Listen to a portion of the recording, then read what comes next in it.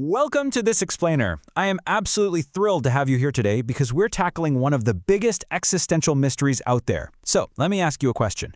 When you picture nirvana, what actually comes to mind? I mean, pop culture usually paints it as this ultimate finish line, right? The grand, peaceful end to our long, exhausting timeline of suffering. But what if I told you that everything we assume about that timeline is mathematically and logically impossible? Is nirvana an escape from the cycle of suffering, or is it exactly where you're sitting right now? We're bypassing the traditional agenda today because honestly, I want to keep you guessing. We're going to use the razor-sharp logic of the 2nd century philosopher Nāgārjuna and his Mūlamadhyamakakārikā framework to completely deconstruct the boundaries of our existence. By the end of this explainer, the way you view your past, your future, and your ultimate spiritual goals, it's going to be completely turned on its head. Section 1. The illusion of linear time, breaking the clock. To figure out what nirvana actually is, we have to systematically dismantle our most basic everyday assumption. We have to break the clock. Consider the conventional timeline of existence. It's what the ancient Abhidharma schools of thought posited, basically a straight, linear sequence of inherently existent events. We see a fixed past pushing into an independent present, marching inevitably toward an absolute future. Birth at the beginning, life in the middle, death at the end. It feels incredibly real, doesn't it? I mean, our biology literally requires this kind of edge detection just to survive. But what if this entire timeline is just a complete cognitive mirage? Nāgārjuna argues that time itself possesses absolutely no inherent property of flow. It is not some objective theater stage where the events of our lives just naturally play out. Let's actually walk through his logic here. If you try to isolate a pure, independent present moment, severing it entirely from the already gone past and the not yet gone future, what do you actually have left? Well, you're left with a frozen, dimensionless slice of time that has absolute zero duration. And within a moment of zero duration, physical transition, movement, and causal action are mathematically impossible. Think of it kind of like a single static frame on a film reel. When you isolate that one single frame, there is zero inherent motion within it. Nothing is moving. The perceived linear progression, the movie of your life, is really just a cognitive editing trick, a boundary imputed by our minds to glue shifting phenomena together. Section 2.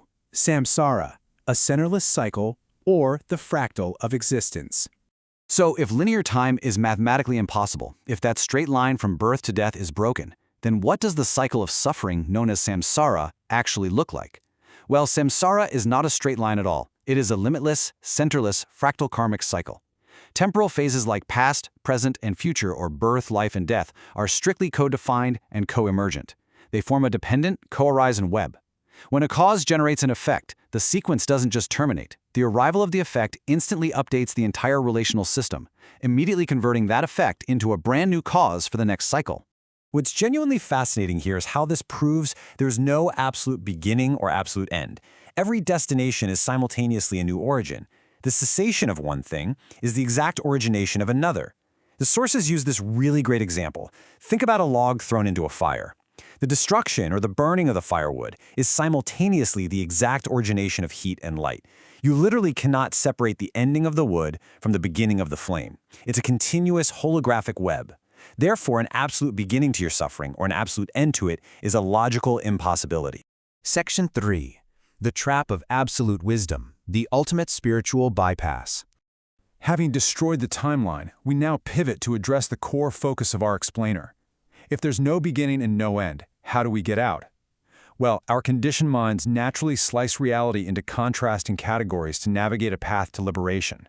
We logically assume that if we're trapped in the disease of ignorance, avidya, we must cross some massive metaphysical void to reach the cure of wisdom, prajna. It's framed as a duality, bad versus good. Actually, scratch that. It's more like bondage versus freedom. But here is the crucial point. Nāgārjuna subjects this very duality to his rigorous logic known as the tetralemma. Through it, he proves that ignorance and wisdom are entirely codependent. They are just as dualistic as samsara and nirvana themselves. Think about it. If they were mathematically identical, the spiritual path wouldn't exist. But if they were absolutely entirely separate, you could meditate for 1,000,000 years and never cross the boundary from ignorance to wisdom. Therefore, they are completely empty of inherent existence. Wisdom only exists as a relational contrast to ignorance. It's merely a conventional designation imputed by the mind to describe the cessation of grasping. I really want to emphasize this heavily as it's one of the most critical warnings in Madhyamaka philosophy. Turning wisdom into an absolute truth is just trading an iron chain for a gold one. If we treat wisdom or the realization of the true nature of reality as an ultimate solid reality that we can hoard or worship, we commit a massive spiritual bypass. We literally take the cure and turn it into a new poison, remaining locked in the disease of reification. Grasping at wisdom is still grasping. Section 4.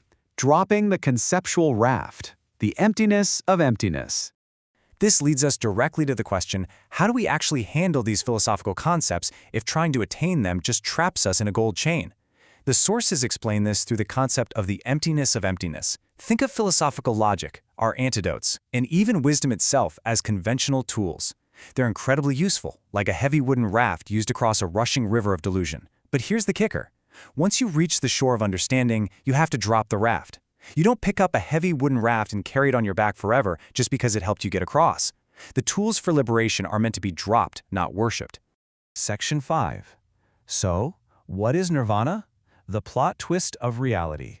And now, we arrive at the climax of our explainer. We are ready to drop the ultimate plot twist regarding the true nature of nirvana. Because if it's not the end of the timeline of samsara, and it's not the ultimate, absolute state of hoarded wisdom, then what on earth is it? Well, look at the comparison. Under samsara, we have chopping wood, carrying water, and sitting in a traffic jam. Under nirvana, we have chopping wood, carrying water, and sitting in a traffic jam.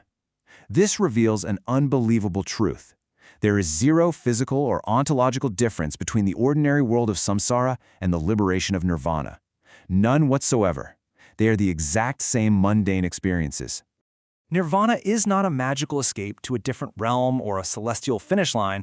It is the exact same cyclical reality, the exact same physical pain, the exact same traffic jam.